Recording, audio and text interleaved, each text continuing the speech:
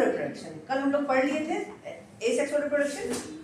Sexual reproduction में systematic position जानते हैं आप लोग कि फाइलम एल्गी में आता है ये, और डिवीजन फियोफाइटा, और क्लास फियोफाइसी, और order Ectocarpales, genus family Ectocarpaceae, genus Ectocarpus.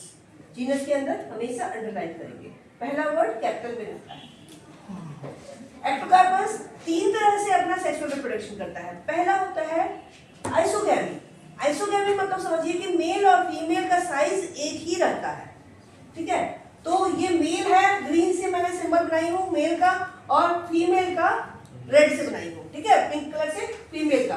तो ये प्लूरिलोक्यूलर स्पोरेंजिया एक मेल का रहेगा, आसपास ही रहेंगे। अगर वो सेम में है, सेम प्लांट में है, तो आसपास ही रहेंगे। तो मेल वाला ऊपर में रहेगा और फीमेल वाला आसपास में ही रहेगा, और उसके दोनों प्लूरिलोक्यूलर स्पोरेंजिया रहेंगे, और उसमें से निकल करके दोनों एक जैसे अगर रहेंगे, एक ही साइज के रहेंगे, तो आइसोगैमी रहेगा।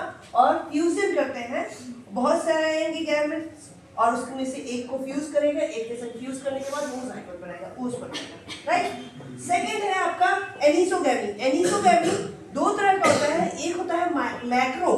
मैक्रो यानी कि फीमेल है, बड़ा है साइज में, ठीक है, मैक्रो यानी कि फीमेल। माइक्रो यानी कि male. Male gametes, micro gametes जो होंगे मेल गैमेट्स होंगे, मैक्रो होंगे, मैक्रो MACRO। तो मैक्रो गैमेटेंजिया जो होंगे वो फीमेल होंगे।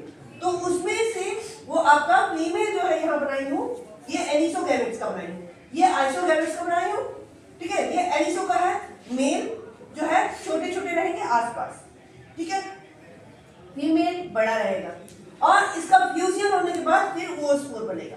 तो ये 2 तरह से हो गया। तीसरा तरीका है कि वो ओगैमी टाइप। ओगैमी में क्या होता है कि न्यूट्रल भी उसी में रहेगा, यानी कि एसेक्सुअल वाला न्यूट्रल, तो एसेक्सुअल वाला भी उसी में रहेगा, ये बीच में बनाई हूँ, और मेल वाला भी उसी स्थायस में रहेगा, और फीमेल वाला भी ओगैमस है।